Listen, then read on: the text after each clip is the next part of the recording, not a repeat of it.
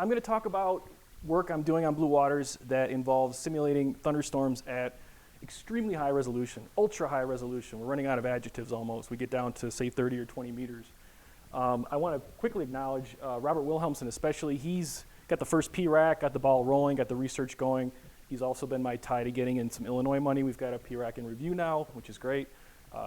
Hoping for good news on that. And also my collaborators, Bruce Lee, Kathy Finley, Adam Houston, who are part of this work. So briefly, I'll talk about the motivation for this work, look at the process that we are going through to try to answer these questions, briefly reflect on the last 3 or 4 years of blue waters, and then mostly talk about some scientific results that we're very excited about and where the compass points after that.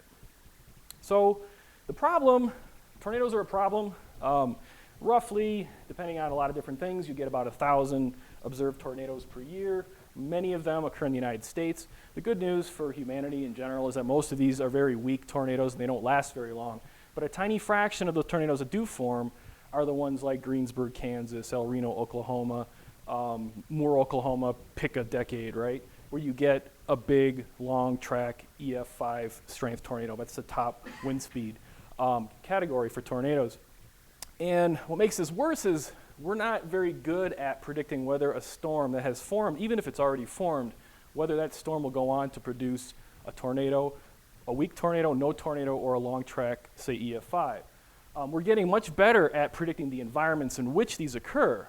And the larger scale models that are predicting 3 days out, 4 days out, that there's going to be an outbreak in the Midwest, but we just don't know the details yet. That we're getting much better at that, but the details of storm scale stuff is much more difficult. So basically, my approach is, well, if you're gonna, as meteorologists, we're always trying to predict, to protect society by predicting, getting people out of the way of storms.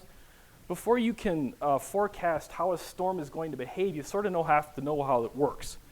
And I'm all about just kind of figuring out how stuff works. I just love to pick apart something and drill down into it till we get to the small pieces. So running a supercell simulation at very high resolution is kind of a neat thing. I should mention that much of the work that's been done to try to answer these questions has involved field programs observing real storms, and this is incredibly important. Much of the work that I do, I'm always looking to the observationalist to communicate, to make sure that what the model is showing makes sense, put it in the context of real meteorology. And that's why I spend so much time. One of the reasons I spend so much time on visualization, because I truly believe that you really need to, if you can't make the storm in the model look like the atmosphere, there's something wrong with your model. So we're doing this. We want to be able to sort of pick out storm scale and tornado scale features at very high temporal resolution. So I'm saving data like every second on blue waters, every second of model time, in order to capture all the really fast moving air, because air in the vicinity of tornadoes is moving very fast. We want to know what can discerns these storms from other less harmful storms, and then maybe enable comparison. And it sounds a little off maybe to say to guide, but maybe this work can help guide future field studies to look at what part of the storm we see some of these features. So to do this, you need a good model. CM1 I'm using, George Bryan's CM1, as has been used in some previous talks. You need a good set of atmospheric conditions adjacent to a real event to initialize the model. And this is sort of related to what Jeff just said about the hardest part is getting a good control case. Getting a supercell to produce a long track EF5 tornado was the scariest part of this whole project. It was the part that came at the end. It didn't come at the beginning. Most of what I spent my time on was some of this other stuff. So building code, I anticipated this huge data problem we were going to have down the road. I started working on this almost a decade ago. And so I sort of over time built this environment to make this stuff work pretty well. And essentially, I'm not going to go into a lot of detail on this today. I've talked about this in previous talks, but I'm using HDF5 and I'm subsetting on a per node basis, saving data, layering extra, using the core driver to layer different time levels in memory, buffer them to memory. And then you need code to interface to this data output because you don't want to have to convert this data to anything else. There's just too much of it. So this has taken up a lot of time. Briefly, so we started when the first PRACs came out. We started using during the friendly user period. We're just tuning the model, getting it to run, and it became extremely apparent very early on that it was I/O that was going to kill us, and we had to do something about I/O in order to achieve our research goals. So that was what most of the work I've done on this project up to, say, a year or so ago has involved just handling I/O. I never intended to become an I/O guy, but it just sort of happened, and in the link to visualization. And then, so once we had the environment, we're coming to the end of an allocation, and we still don't have our high-end tornado. So I'm trying different atmospheric conditions. And Lou Wicker at the National Center for Severe NSSL, he gave me the magic sounding that got this work really going, and he deserves a ton of credit. So it was the condition of the 24 May 2011 El Reno EF5 storm. We took a sounding off of that, the right flank of the observed storm, at least as ingested by the RUC model, the environment around there. So thus far, recent work, we have simulated a storm from start to finish that produces a tornado that's on the virtual ground for almost 2 hours. It's a long track EF5. We've published 2 papers on this work. This one's just hot off the press, or in press, should I say, in BAMS. Very happy about that. We also have a 20-meter simulation I'm going to spend some time showing you today that is even more intriguing, at least in the tornado structure. So the size of the problem, what makes this a blue water size problem? Just look at the bold things. So 30-meter simulation costs about 2 billion grid points. Down 20 meters, 8 billion grid points. We're using, these runs were kind of small, only 625 nodes. These runs are getting a little bit bigger. We're now getting up to, say, a quarter to a third of the machine. And we can go higher than that. The model scales very well, and I think the I/O load I can handle. Now, these numbers for I/O, I can make them bigger or smaller. Just depends on how often I save data, how many variables I save, whether I use compression or not, and all that stuff. But these are ballpark numbers, and archiving this is not fun. So an overview of the storm before I get into some of the graphical results. So the storm turns into a supercell. It's not a surprise based upon the environment. Lots of cape, lots of shear, lots of low-level shear. Storm relative helicities are huge. If you're a meteorologist, all the stuff you'd expect is there. The tornado forms about an hour and a half into the simulation. It lasts for about 2 hours. And then it's the details of what happened during the tornado formation that we're really focusing on, because that's really one of the big areas of research in mesoscale meteorology is tornado genesis. What leads to the tornado forming? And why don't tornadoes form sometimes, and why do they in other times? We've, to our surprise to some extent, much of the pre-tornado features that we see are not in parts of the storm where we have sort of the conceptual models have told us, like in the rear flank of the storm. The downdrafts in the rear flank of the storm really don't seem to be directly influencing the tornado in a major way. It's the forward flank of the storm, and I'll show you pictures of this shortly, where a lot of the vorticity that is going to serve to spin the mesocyclone in the tornado seems to originate from. So I'll talk about these different features and show you pictures shortly. So this is a supercell, just so we're on the same page here. This is a nice picture. Roger Hill took it. This region of the storm is typically referred to as a mesocyclone. It's just a big rotating updraft. So this updraft, huge amounts of momentum, air rising upwards, but it's also rotating by virtue of the fact that you have environmental wind shear. You can see that there's a big fat tornado on the ground here. That's a good thing to have for a tornado research project. And over here, this is the forward flank of the storm. So this cloud feature here is often called a tail cloud. It forms along and behind the leading edge of the forward flank gust front. So behind this, sort of where the tail of the arrow is, you see this is rain or hail. It's falling, it's melting, it's evaporating, it's cooling. The air hits the ground, it spreads out. And the boundary between the environment and the storm, this cloud sort of marks that boundary to some extent. But another reason I showed this is because the feature we're going to be studying really shows that air from this region of the storm is being tilted into the mesocyclone, and this picture certainly at least suggests that. So that's what we're using it. Now this is what it looks like when you use Visit. So I'm trying really hard to capture the scale of the storm, including as many hydrometers as I can to make it, to see if it looks reasonable. So including hail shows that you see all these sort of fall streaks that fall down. And in fact, since so much of the activity that I'm looking at in this is in the forward flank of the storm, I'm wondering if perhaps I'm going to be looking at hail a lot. I'm looking at how it falls, how it melts, how the temperature gradients that are caused by it in the cold pool. I don't know. This is just, these visualizations give me ideas of where to go, and that's one of the reasons I do this. Now, just to compare to the previous, there's the tornado. You can barely see it. There's that little tail cloud. You can barely see it. Now, you'll see it in a minute, okay, when I start doing this. but it's really, and there's the hail I was referring to. And up here are little, at least suggestions of what we call mammatus clouds you often see associated with supercell. So this is, it's a challenge to make these kinds of graphical images, but that's not the end goal. That's just the first part. We want to be able to know where to look. Here's another, changing some opacity things. There's the tornado. You can barely see it. But this should at least give you an appreciation of the scale of the problem. Most of where I'm going to show you from here on is just focused on this little region right here. And I've been working with David Bach at NCAR, or I'm sorry, I should say NCSA, my mea culpa. So he has a renderer that does just a great job, and his really draws out the mammatus clouds up here. Here's a tornado in his rendering. This is a shaft of heavy rain. It doesn't show all the rain, just the heavy rain. And then it's just done a beautiful job at seeing these mammatus type clouds. Now, I'm not entirely sure this is what a real cloud would look like because we haven't included hail and snow, but it certainly shows that those patterns are there. So in other words, the visualization helps us to understand the storm, get a first cut glimpse at it, and then it drives the research.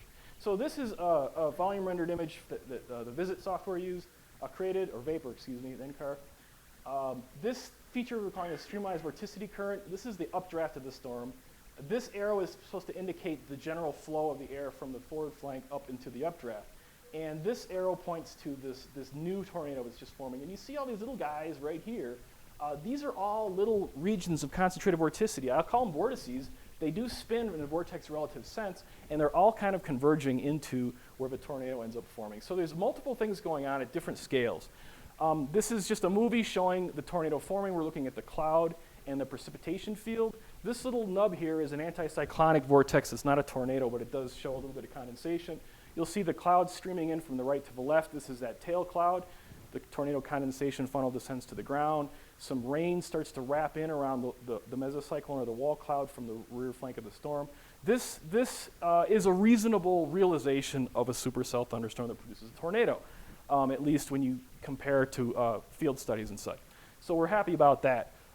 This is a figure from the BAMS paper that just hit the early online release. Even little tiny, subtornadic vortex structure is there. Here's just a little glimpse. This is I think Tim Samaras took these pictures, I think. So you've got this little horizontal roll that's ascending up the outer periphery of the tornado vortex. We have those too in our simulation. We're barely resolving them. That's this little guy right here. This is the vorticity field. And this little vortex here, you have enough pressure drop in the center of that to condense water vapor to form a cloud, and there it is. And when you start capturing little stuff like that, and you start seeing that and seeing it in nature, it gives you some confidence that your results are probably in the right ballpark. Now, I'm going to zoom in on this in a second, but this shows you the height of a tornado. This is just 10 kilometers of the domain. It goes up to 20, and the tornado actually goes up quite a bit higher. The left is the vorticity field shaded by the vertical component of vorticity. So we want to see all three components of vorticity. That's the vorticity magnitude, but we're shading it with the vertical component. What that means is the red guys are rotating cyclonically or counterclockwise, and the blue guys are rotating anticyclonically. And if it's gray or something in between, it means it's primarily horizontal vorticity. But that's how I've shaded this. This is the downdraft in the center of a tornado. This is a two-cell tornado, so it actually has a downdraft in the center of it, and that is consistent with theory and chamber simulations. And this is the pressure field, pressure deficit field. So we just kind of go up here. It's just to show you what the tornado looks like. You can see these sort of intertwined vortices, which is consistent with the two-celled model, the downdraft in the center, vortex breakdown to some extent, and on and so forth. And you see in the lower part of the pressure, that lobe of low pressure off the side seems to be affiliated with the flow feature that we're calling the streamwise vorticity current. So this is a vapor image showing trajectories. They're unsteady trajectories, so showing the motion of the air. And so basically what you see is air along this boundary, this is the forward flank of the storm, is rising and rotating at the same time. Essentially, it's like we call it a streamwise vorticity current because it's like a current of vorticity that's rotating in the rotational axis. The vorticity vector is pointed in the same direction as the wind speed vector, storm relative. And this is what it would look like projected in 2 dimensions. So this would be north. The camera eye from here is from the northwest looking towards the southeast. Here's our tornado, which is full of rain. Somebody's going to fix that problem. Who's doing guy in North Dakota? Is he in the room? He's doing work on getting centrifuging working for precipitation, hydrometeors and supercells. It's very important. In other words, in real tornadoes, the precipitation gets centrifuged outwards. We don't have that code in our model yet, because it doesn't exist yet. So the streamlines vorticity current, if you project it in 2 dimensions, seems to come from the forward flank of the storm and then get drawn up and rotate into the Mesocyclone, which is the giant vortex that's sort of supplying, that is the rotation of the supercell as opposed to the rotation of the tornado. And there's definitely scales in between that kind of show up on these images. So, and let me show you a quick movie of tornado genesis. So this gray stuff here, this is just vorticity magnitude. And these are cyclonic vortices, or this is isosurfaces of cyclonic vorticity, and the blue ones are anticyclonic vorticity. So one thing to realize right away, this is just during genesis. This is the anticyclonic tornado or vortex that's already formed. Our tornado is going to form out of the pool of these guys here, but it's definitely weighted higher towards cyclonic vorticity than anticyclonic vorticity. And much of this is horizontal, but this is just showing you the vorticity magnitude. So watch what happens. If you're looking for a simple tornado trigger in this simulation, you're not going to find it. What you see is a gradual coalescence of vorticity, at least in these vortices, and a strengthening of this streamwise vorticity current that's feeding the updraft, and now you have a tornado. Stuff going on in the rear flank of the storm doesn't seem to have a direct effect on this particular simulation. At least that's what our results look like so far. During the maintenance phase of a tornado, so this is when it's just been cranking along forever and ever, the red arrow now points to the region of the streamwise vorticity current. We're dropping parcels in that region there. The green guys that don't show up so well are trapped just a bit in the forward flank. These guys seem to feed the tornado almost directly, so I'm interested in how the properties of that air. And then we go over towards the rear flank, and this is just a rotated view of the same thing. So you can just kind of see them at the same time. And yeah, it's a tornado, all right. It's rotating like crazy. You can see that primarily the parcels that seem to feed the tornado at low levels come from the cool side in the cold pool. And this is an interesting result because it's easier to lift warm, less dense air than it is to lift cold, higher density air. That's kind of intuitive, and it's actually true. If you have cold pools that are too cold, you're going to have a hard time forming tornadoes. And there's other reasons beyond the lift issue, but it's definitely a problem. Now I'm going to show you the death of this tornado. So this tornado, the 30-meter simulation, the tornado dies after about 2 hours. So in this case, I'm volume rendering the W component of the wind. So this is downdraft air, and this is updraft air. So blues are downdrafts, and these warmer colors are updraft air. And the tornado is represented by vorticity magnitude in this white tube. You can see there's some more vorticity outside there. That's a common feature in this simulation. But you'll just see this thing just dies really fast. Right about there, it just poof, the downdraft, the source of the air from that downdraft is, we'll have to look into that, but it is raining heavily in this region, but there's also probably non-hydrostatic pressure forces at play here. But regardless, the tornado, much like it was born, it sort of came about rather quickly, it dies rather quickly. It just gets stomped on, essentially. And that has been observed. It's not the most common form of tornado decay. Usually you see the gust fronts sort of stick out, pull the tornado out, kind of stretches it out, ropes out, as they say. This one doesn't do that. It holds on for its dear life until it dies. So for the rest of the talk, I want to focus on looking at an earlier phase of the 30-meter simulation. This is the one we published. We haven't gone back. We're just starting to go back even earlier to sort of look at how the storm structure changes over time, well before tornado genesis.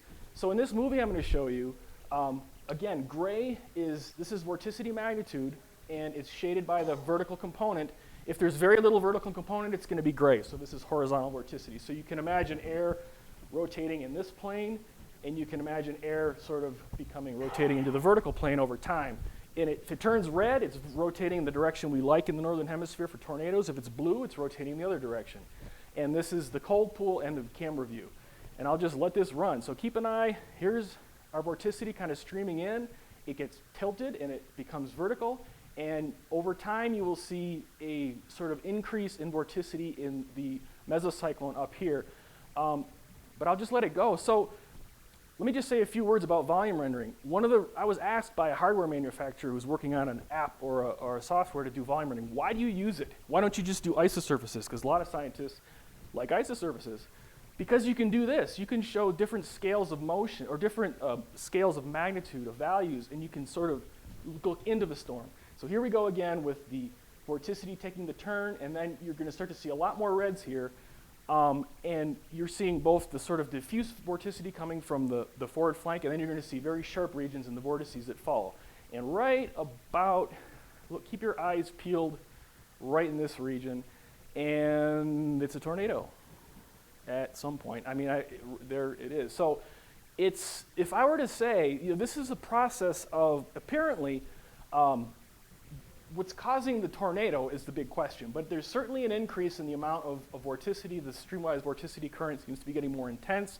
You're seeing more reds, you're seeing more ingestion of that, and this is just one view, but you see these little vortices are only a piece of the story. So you see these little vortices merging together into the tornado, but as I've decreased the lower threshold of the vorticity so I can see more what's going on, I realize that these vortices are important. They're probably important because they directly provide vorticity to the tornado, but the streamwise vorticity current is providing vorticity to the mesocyclone, which is then causing the tornado. And that whole process is, I'm just dying to pull it apart because it's really interesting. And yeah, this goes on. So, but there's just so much detail. It's beautiful. And there's a whole lot of scientific questions that I think can be answered from some of these simulations. Over time, you'll start to see, so here's where the rear flank of the storm is. You're getting some low theta E air here, some positively buoyant but dry air, probably from high levels, getting kicked out, and then you start to see the tornado becoming occluded. So you start to see the tornado. It's in there, you can sort of see it, but it's hiding behind some other vorticity as well as the rear flank sort of kicks in. So we've still got work to do on this simulation at 30 meters, but we decided to try a 20-meter simulation in the same environment. We did tweak the turbulence closure on this to a better one than we did in the first simulation, but other than that, it's identical. And we get another EF5 tornado, although in this case, the tornado itself looks really, really good. So I'm just going to show you, this is just hot off the presses. Well, not too hot, but it's not too cold either. I haven't really analyzed it much yet. But I'll start out with the cloud and the rain field as before, and just to let you know, right in the first frame, we've already got an anticyclonic tornado going on. And so, again, this is the region you want to focus in on, and you'll see the real tornado, the EF5 forms about here. It very quickly becomes an EF5. That streamwise vorticity current, I haven't looked for it yet, but you do see that the clouds here in the tail cloud region tend to be more convective, tend to be more cellular than we saw with the other simulation where it was more laminar, and that could be just resolution. Now we're going to look at the vorticity field during tornado genesis for the 20-meter run.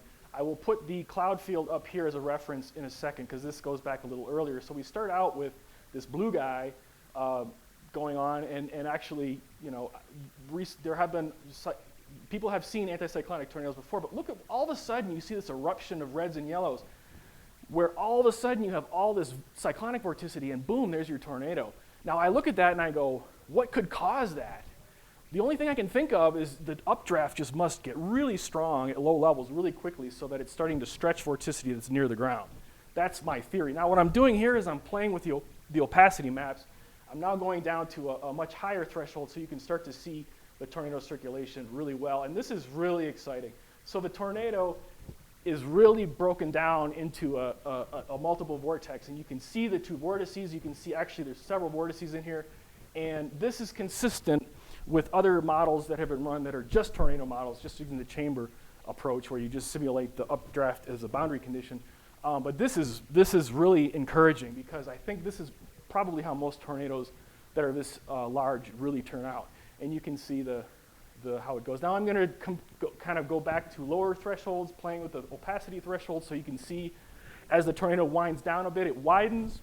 The maximum vorticity values go down. The circulation probably doesn't change nearly as much, but and then you can see what's going on. And eventually what happens is it's just rain. It's a huge flux of rain. Rain comes down and downdrafts, and everybody kind of gets squashed. But the tornado kind of dies after that. So sort of coming to the end, for future work, we obviously have done a lot of work on visualization, and I do this not just because of the pretty pictures, but because it is key to understanding these storms with all this data. You've got hundreds of terabytes of data, and you need to make sense out of it. And I found that volume rendering especially can be very effective, very dense amount of information per frame, you could say. We definitely want to dive more into the 20-meter simulation, do more of these, incorporate surface friction in properly, play with the surface boundary condition. I also need to upgrade to the latest version of CM1. George tells me he's done some stuff with the surface that's probably important, and do more environments. And just some parting thoughts.